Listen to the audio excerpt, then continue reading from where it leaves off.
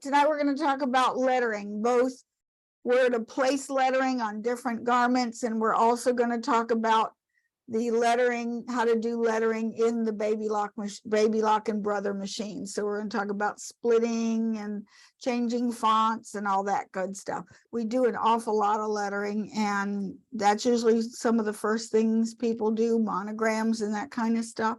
You want to pick the type of lettering because there's thousands and thousands of fonts out there, both for software, and we've got what, about 20-30 fonts on our machines also. Now the ones on our machines are already digitized for lettering. What you get in the commercial market may or may not be digitized for correct stitching on lettering. How you can tell correct stitching from bad stitching is lettering that has got a lot of satin stitches. And the satin stitches, the width depends on what it's going to be used for and the font that you're using.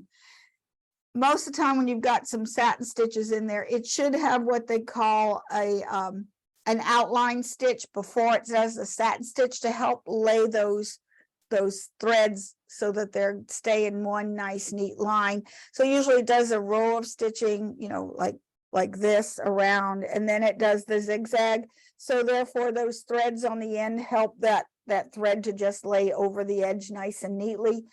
Ideally it's good. Also, a lot of times with sizes, there's size recommendations for each type of font, and you'll notice like with the Embrilliance and the Masterworks and all of the palette, that when you have a font, it'll get, and it's digitized for you know, doing embroidery, it's going to tell you this font is going to work best between these sizes. So if you go way up too high, the reason, like say you have something that's got maybe a 2 millimeter wide zigzag, not or 2.5, not real wide, and you size that letter up from 2 inches to 6 inches, well, it's not going to have the proper underlayment to support that zigzag once it gets so big. So you always want to look at the recommended sizes for a particular font. And the ones that are built in aren't going to let you go too high for the most part, much bigger. Not without redigitizing them and recalculating them. But even if it recalculates the size, because our machines now will, when you size things up, you can have it recalculate the stitch count, which means it will add stitches to it. However, once that zigzag gets to be wider than 1/4 of an inch, it needs more than just those outline stitches. It needs some padding stitches underneath to support not seeing fabric through the zigzag. And so if you make a font way too big, now that zigzag is wider and wider and wider, you're going to start seeing you're going to start seeing fabric through the threads, and it's not going to look too good. Bottom line, when you're doing any kind of monogramming, or especially it's a font that you're not familiar with, do a test stitch in the size that you want to complete it. You want your design completed in. Then you'll know if it's going to work or not. If it's not going to work, you're not wasting your garment and your thread or trying to make it work. You'll pick another font. Sometimes you can build in the padding stitches underneath, but it's not an easy thing to do. So it's easier just to get the font correct in the first place.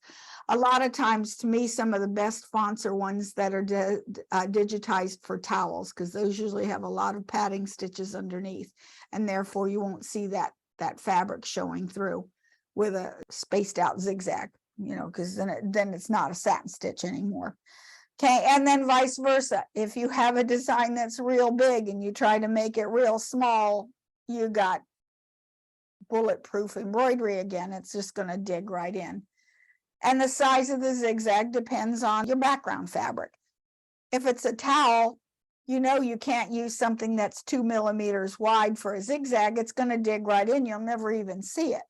So you would want something wider. So you want to pick the font appropriate to the fabric that you're using, and also the font appropriate to the fabric that you're using. And when we get into onto the machine, I'll show you which ones I know that don't work on towels very well at all. Okay, now where you place them, it actually depends. A lot of times we'll like to do monogramming, and let me share my screen here. Okay, and then I have this handout and I can send it to you guys that in generally for t-shirts, you want it to be, well, I can talk about this, but you know, pictures are worth 1,000 words. So when you're dealing with, here's on a shirt. You see that? Can you guys see that okay? Yeah. Okay, if you're doing a left chest, the maximum size you want it to be is 4.5 inches in any direction, either height or width.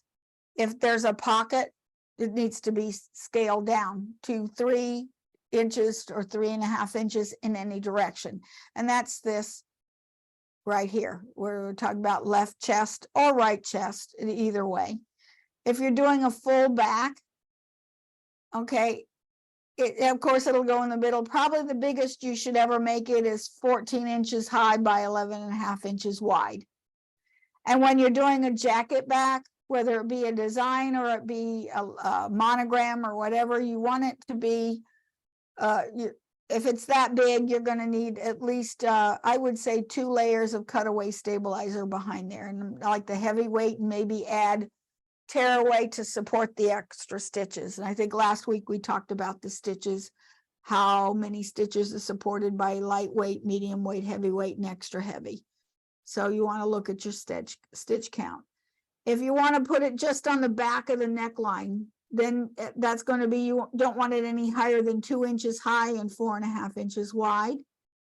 And the biceps, that means at the top of the shoulder right here, you don't want that any bigger than 3.5 inches in any direction, unless you're dealing with somebody who's a 4X huge, you know, basketball player that has humongous arms, then you can make it bigger.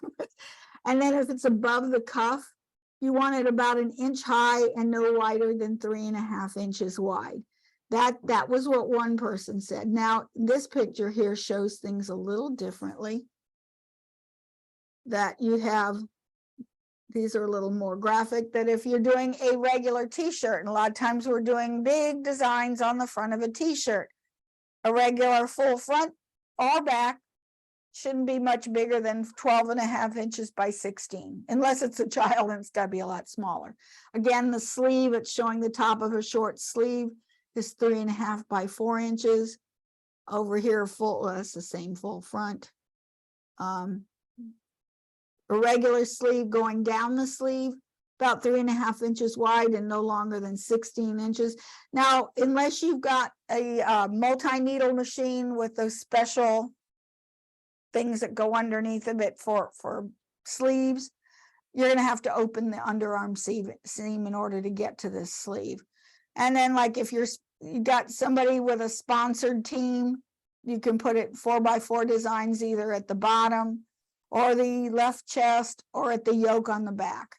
So that's another place you can put them. Now, my husband, when we were dancing, he had all these nice shirts, you know, because you always wore long, well, for American Smooth, you didn't have to wear tux. You just had to have either a jacket or just a vest and a shirt with a tie, and, you know, and of course the dance pants. He always wanted, and a lot of men like to have their initials on the cuff of their dress shirts, especially executives. And you want to ask the person, if they ask you to do this, where they want that to end up, exactly where do they want those little letters. And the letters, don't make them big and flashy. They shouldn't be much bigger than 1/4 or 1/3 of an inch high, and however wide it needs to be. So if you can go above the watch, and it's usually the bottom of it is about 1/2 inch to the bottom of the cuff. Now, this is somebody who wants to see their own, look at the watch, they want to know what their name is, you know, so you would put it there.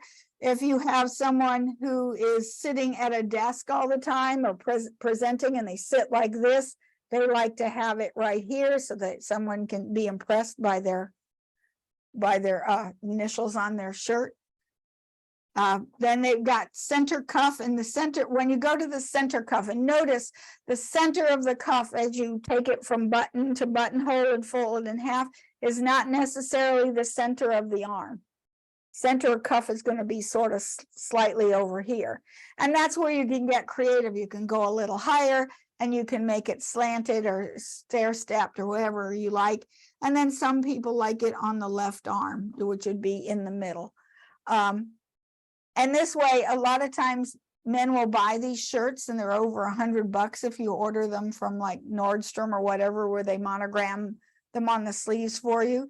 So I took, you know, less than 15 minutes, I turned a cheap shirt into $150 shirt. Yeah, right. You know, but he liked them. In fact, when Terry was when we were competing, you notice over here how the bottom of the letter is facing the fingertips, but he wanted it the other way, because when you're standing in frame like this, your hands upside down, he wanted people to see his initials the right way. So I put them on upside down and people look like, that shirt's back upside down. No, those monograms are fine. That's how he wanted them. And he still has some of those shirts. So those were fun to do. Then last week we talked about where to put things on towels. I think I gave you that handout last week about where things belong on towels. But if you were, where's the thing on towels? Other things as far as garments go, I think we talked about all these. Well, turtlenecks, sometimes you'll see things on the collar, bottom of the design, depending on, have them try it on and just have them stick a sticky note where they want that exactly to be, and that way you can get it. Sweatshirts are about the same as the t-shirt, shirt cuffs and shirt pockets. You can also go on the pocket itself. Sometimes they'll want their initials on the pocket of the shirt. If you're doing it for someone, just tell them you're probably going to stitch right through the pocket and the shirt as one piece, so you can't open it anymore. It's only a family member will you take off the pocket in order to embroider it and put it back on. Most commercial people are not willing to do that. They sew right through it, through the pockets. And ties, you can also do ties. Again, it depends on how the guy wears his tie. Ideally, it should be 1.5 to 2.5 inches from the bottom tip, or 9 to 10 inches up from the bottom tip when it's worn with a vest. In other words, you want to see it. So again, you would have to ask the person. And some people will tie their tie so that the inside's real short and the rest is like flapping in the wind everywhere really long. So it depends on how the guy likes to wear his tie. So always ask where they want it. Blouses or robes, 4 to 6 inches down from the left shoulder seam and 3 to 5 inches over from the center. So in other words, ideally with a shirt, you sort of measure between the seam here and here, the center, the halfway point, and the halfway point between the top shoulder and the bottom of the arm's eye. That also helps you to target a t-shirt where it needs to go. Fur coat linings, I don't know too many people that do that. My mother used to do monogramming for fur coats, one of the furriers, when we had to do it the old monogram zigzag way. Depending on how big it was a stole, it would sort of go in the middle of the part that would flip over. And if it were a full coat, it would sort of go right about at the waist on either the right or the left, usually the right side. Okay, towels. It depends on whether it's got a band or it doesn't have a band, how far you go. It's for big bath sheets, it's 4 inches above the hem or 3 inches above the border. Same thing with the bath towels, only the bath towels 2 inches above the border. Hand towels or tea towels, 2 inches above the hem or 1 inch above the border. And then washcloths are 1.5 inches above the hem or 1 inch above the border. And then sheets, the bottom of the monogram should be centered about 2 inches above the wide hemline on the top of the sheet. So it usually goes in the center. Pillowcases are centered between the open edge on one side. And usually I'll make the other one the opposite, so one's on the right side, the seam is at the bottom. One will be on the right and one will be on the left. I'll usually make it accordingly. Table napkins, depends. Okay, monograms. Here's, I put some different ones, different placements you can have for table linens. You can have it left corner, right corner, bottom right. So all kind of configurations. You can have it cornered in the center of a square, at the top center. And if you fold them this way, there's a whole different way to put the monograms. So there's lots of variety that you can use for monograms.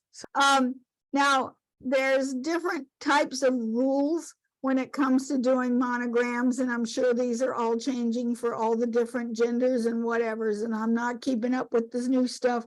I'm lucky to keep up with the old stuff. For a lady's monogram, usually you'll have first name first, last name in the center and bigger, and either middle name or maiden name is the third letter that's equal in size with the first name, first letter.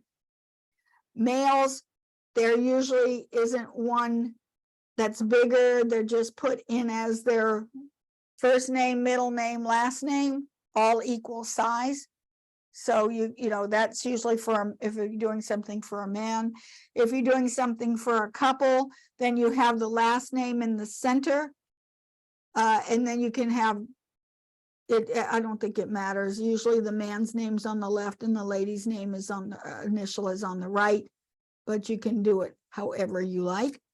Stacked names are really nice, where you just do a big letter for the last name, and then you either do first name or like bride, groom, whatever that is written under in the middle of it, in the middle of the large letter. Usually the limitation is that text that you're putting in the middle of the large letter usually is limited to about 13 inches or 13 characters. Other than that, you're getting too big.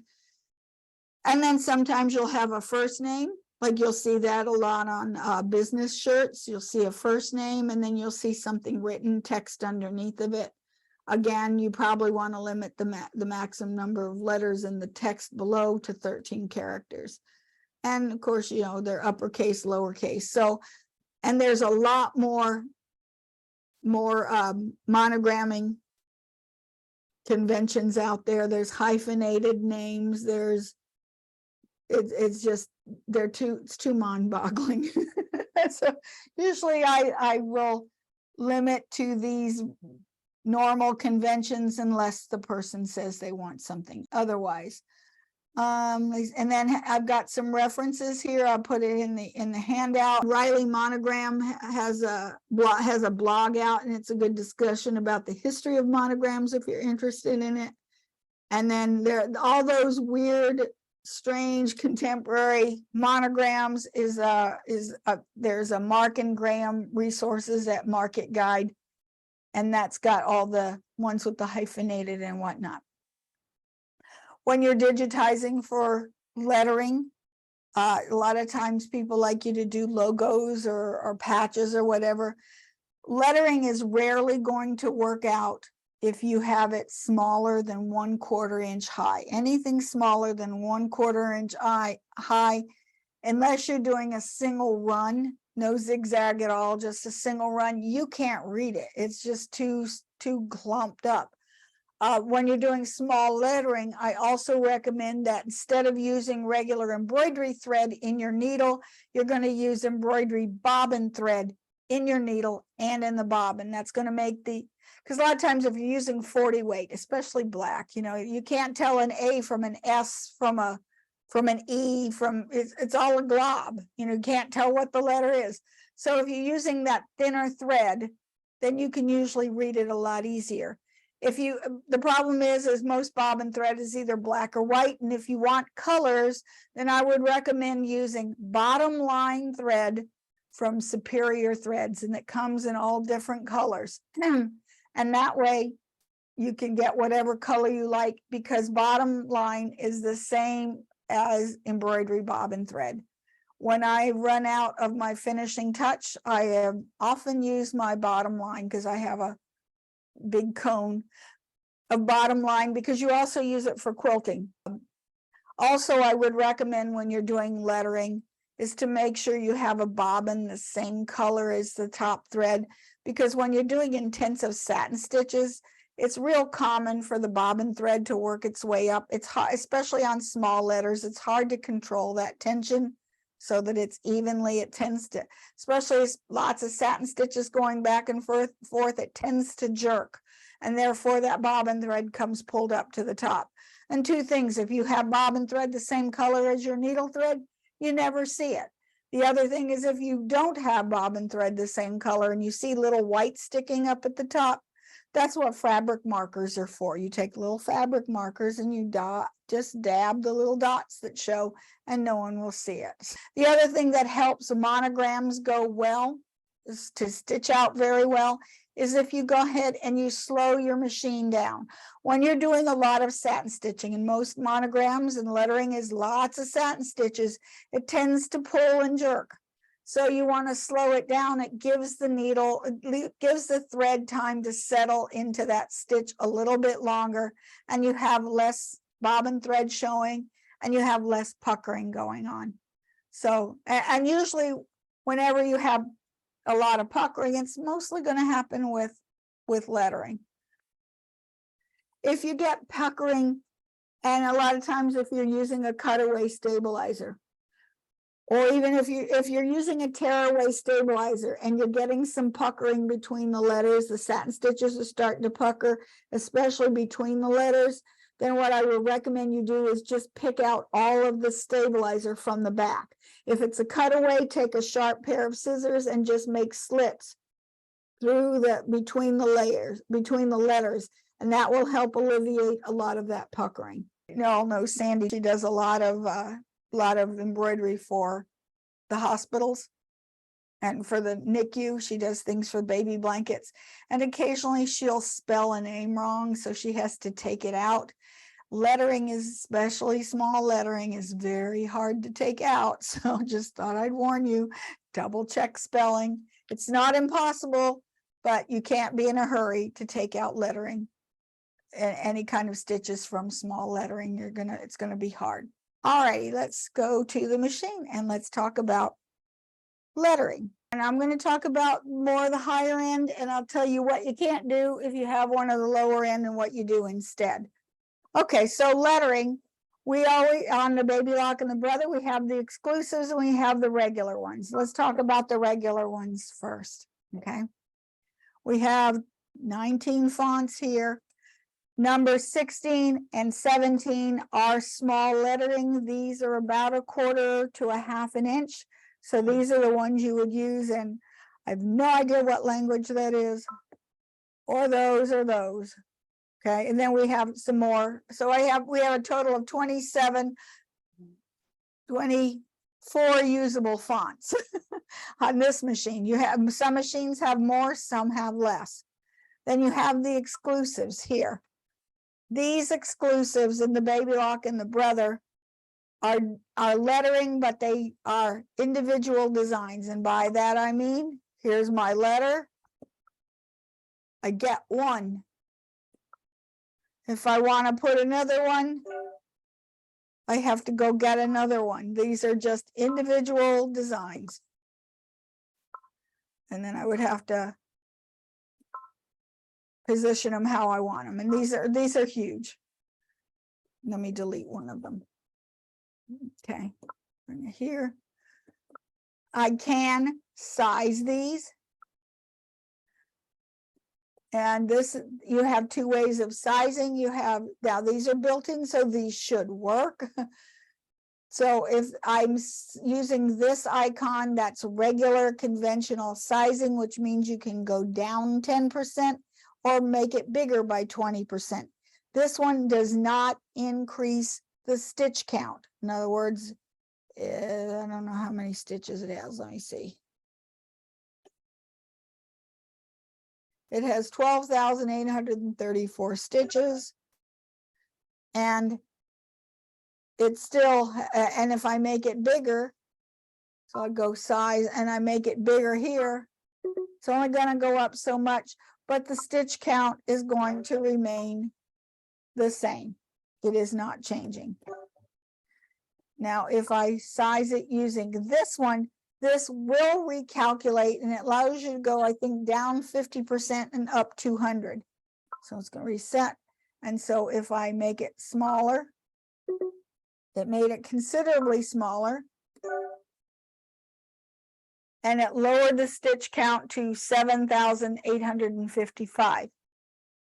That still does not mean that it won't be bulletproof, because it didn't add or subtract. It doesn't add or subtract extra underlayment or extra pull compensation.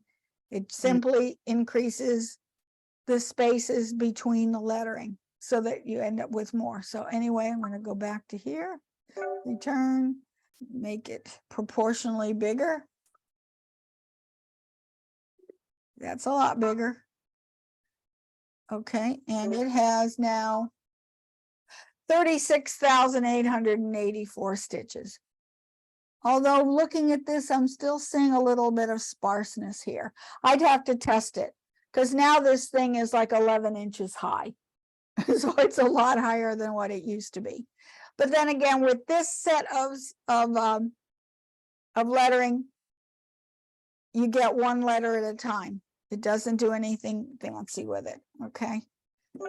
Now the other lettering, the conventional lettering, you can do a lot more with the newer machines than you could before. And there's a few limitations that we'll talk about. So anyway, I'm just going to pick that first one. It doesn't matter which one I pick. You have uppercase, lowercase, numbers, special characters, foreign language lettering, like, you know, and then here's some more foreign language lettering. On all of these, you notice this icon right here. It's like a little bracket underneath. That is not an underline. That is a space. That's all. There are no underlines, unfortunately. You can't. There's no underlining the letters. That you would probably do it regular and then take it to a sewing machine, just run it back and forth to do underline if that's what you're looking for. Okay, so when you pick a letter, and I usually like to use my 1-inch grid. Okay, so when you pick a letter, now these things down here light up, and this is true on all of the Baby Lock and Brother machines. When you pick your first letter, you have large, medium, and small. Some of them have an array, but not all of them will have the justification here. So when I pick it, there's the large, but if I click that, it gets smaller, and that's even smaller. I'll go back to large. So as I go to the next letter, it's the same size unless I change it. Now, some of the older models and the smaller models, what one is, they all are. What size one is, all the letters are the same size. In the newer models, I can make them 3 different sizes. Okay, I'm going to delete. I'm just going to make them all large. Okay, for now, it's just because they're easier to see. Okay, now I can set things into an array. What an array is and most of the machines do this now. The older models, they did not. I think it started with the Elagio, allowed you to put things into an array. Before that model came out, you couldn't. There was no such thing. What an array is that you can either have it curve downward, curve upward, go stair step, to me, in the wrong direction, or following a full circle. Okay. When you have this one, this is saying, these tell you the degree of the curve. So as I make this rounder, so you can that or flatten out your curve. And if you're picking these, it's the same thing. There's more flatter or rounder. The difference is here, they are all, it's this, well, I don't see much difference when you turn them a lot or as versus this, when you turn a lot, it does the same thing. This one is different. Okay, this one, if you wanted it to curve in the or you want it to slant in the other direction, you have to hit one of these keys, or I want it to go the other way. If I wanted vertical text, I have to just sit and hold on to this. And to me, this is the long way around. because my hand's getting tired waiting for it to go. Come on. You would hold it and hold it and hold it. Eventually it'll go in the opposite direction. And see, now it's slanting in the opposite direction. If I keep holding it, it'll eventually go vertical. We're almost there. And you'll see one little problem with it. Well, this one isn't so bad, but notice this A is kind of off. To move over a little more. See, as this one aligns underneath the B, the A is out of alignment. So they're never perfect. And to me, the easier way to get vertical text is do A, set, add, B, set, then add C, set. And now just move them. To me, now I can get them looking exactly like I want them to. To me, that is easier. And that's how you would have to do it in the older models. Is that you don't have if you don't have an array, because guess what? You could put them in any way you like. We could achieve it before. Let's say I wanted to slant. Okay, I would go to rotate and say 10 degrees here. This one, rotate 10 degrees that way. And see, now I'm starting to get the same curve that I got with an array. So just because your machine doesn't have array capabilities doesn't mean that you can't do it. You always have a rotate, and you always can put them in separately. Okay, now let me go, okay, and delete.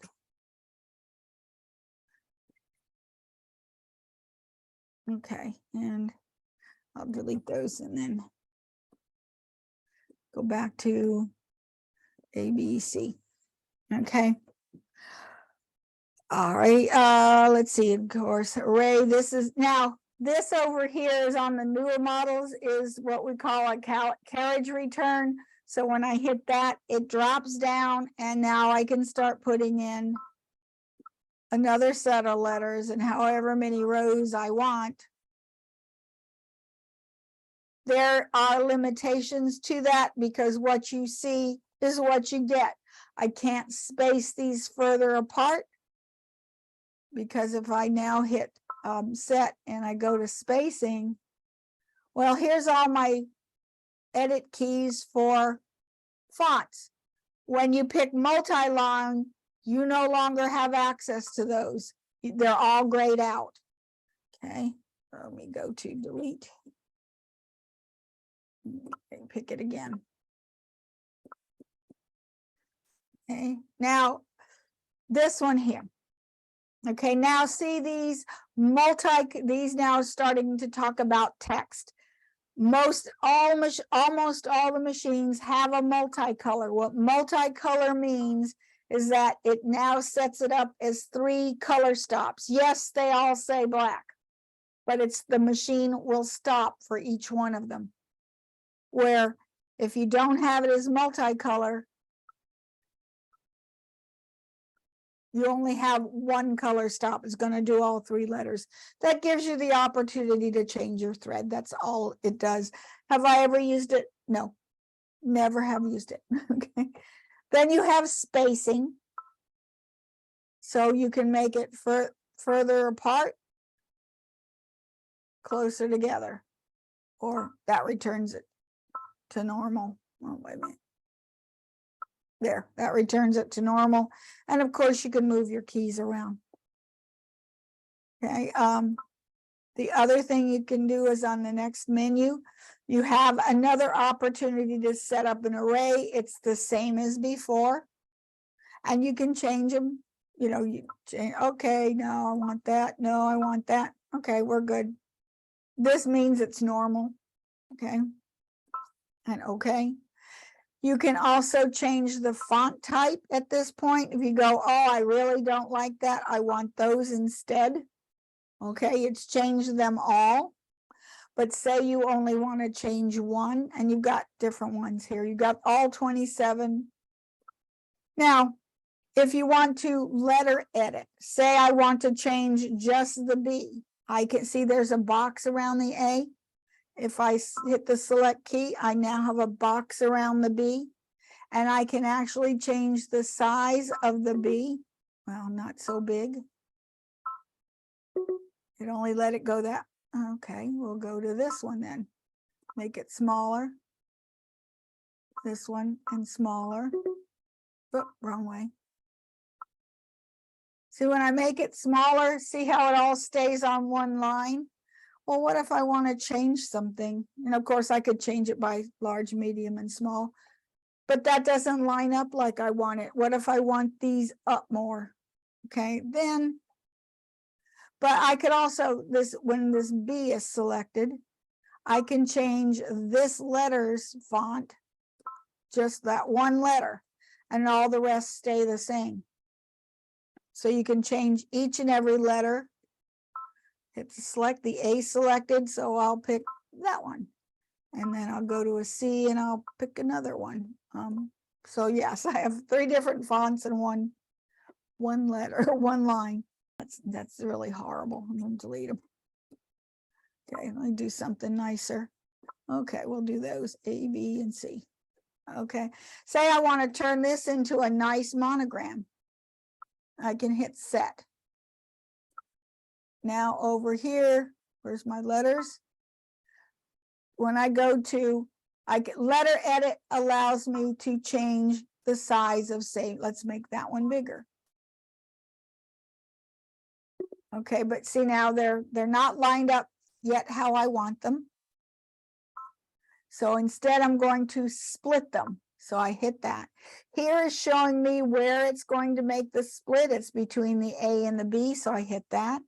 I now have one between A and C, and now these letters move independently as if I had put them in one at a time. Sometimes you can like bust your head trying to get to do something, and there's a little bit easier way. I love this. And what's nice is that you can put in your lettering, you can scan in your, 2 ways. You can scan in your fabric and your hoop and place the, once you go to embroidery, now when I go to moving it, it's going to make, see, you can hear it, it's moving the hoop. So you could scan in your fabric, check this this monogram. Is it where you want it to place it? You can position it, you can tilt it, you can rotate it, you can size it, you can make it little bigger, little smaller, change it until it's centered just as you want it.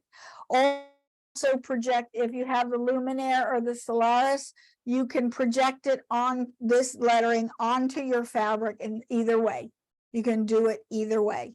If you have the Altair or the Meridian, and I forgot the name of the other one, the brother band equivalent of it, you can do the same thing, but you would need to have that positioning app that you use on your phone. Does the same thing as the camera and the projector, or it does the same as the camera, it doesn't do the same as the projector. Since they put a camera on these machines, that has been an absolute game changer, because now you're not guessing where things go. Now, if I didn't have a camera, how I would position this, I would hoop my fabric, go to embroidery. Okay, and it's ready to embroider. So, or hit this. Okay, see this down here, these little arrow keys, these are my positioning keys. So this would be my 9. So I could, this takes it to the top, the bottom, left, right, and the diagonals.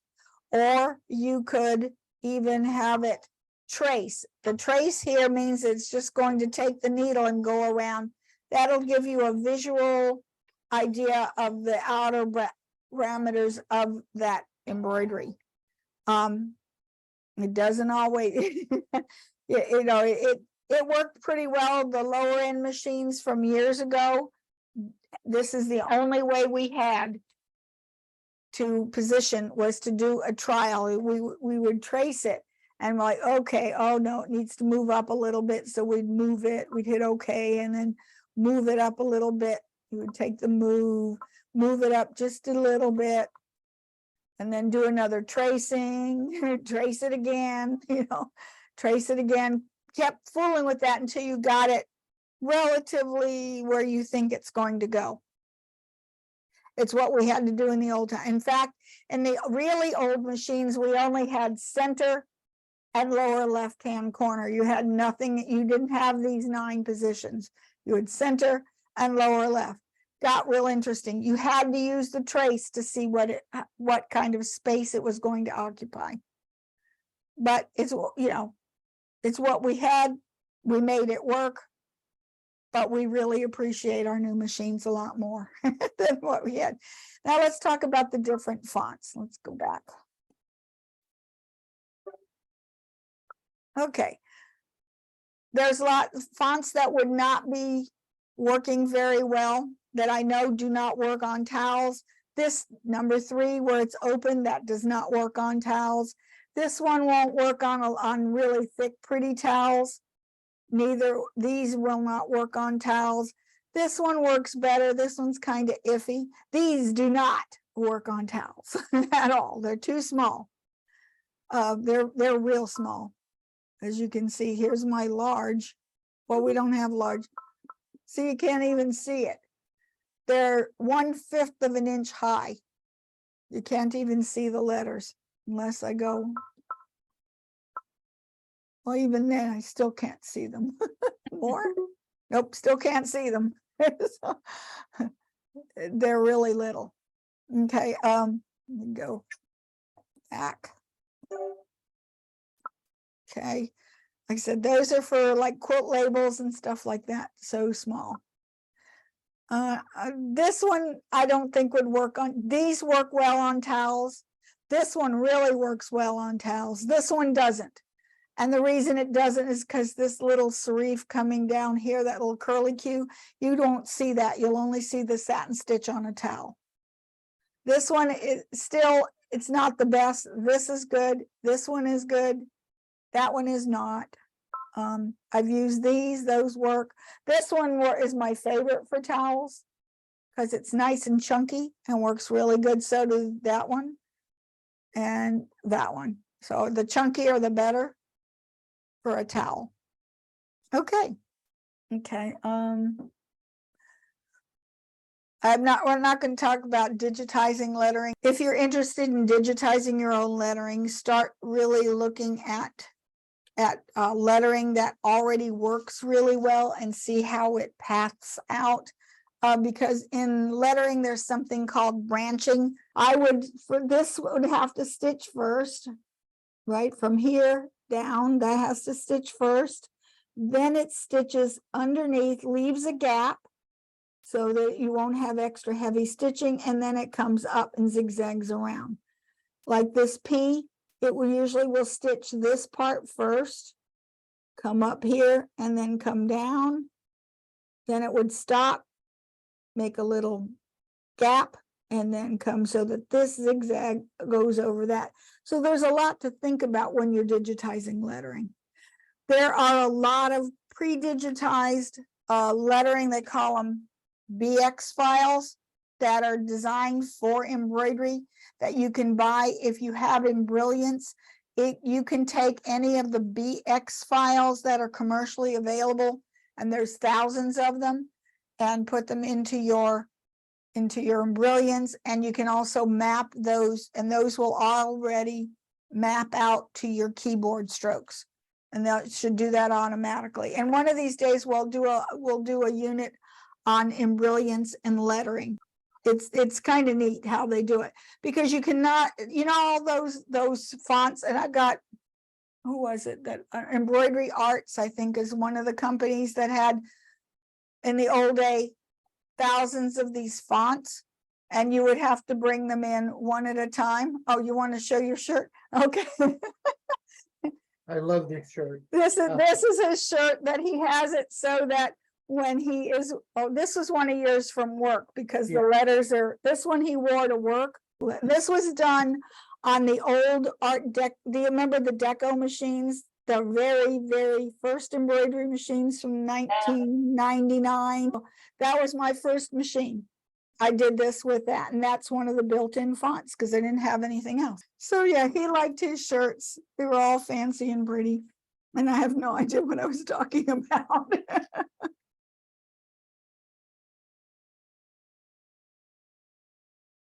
So that's about all I have for tonight. And I will send out this handout to you right away before I'm not even going to get up and get it to you. If you're watching later on and you want a copy of the handout, then send me an email at waltzquilt@yahoo.com and I'll be happy to send it to you. See you next week. I'll see you guys.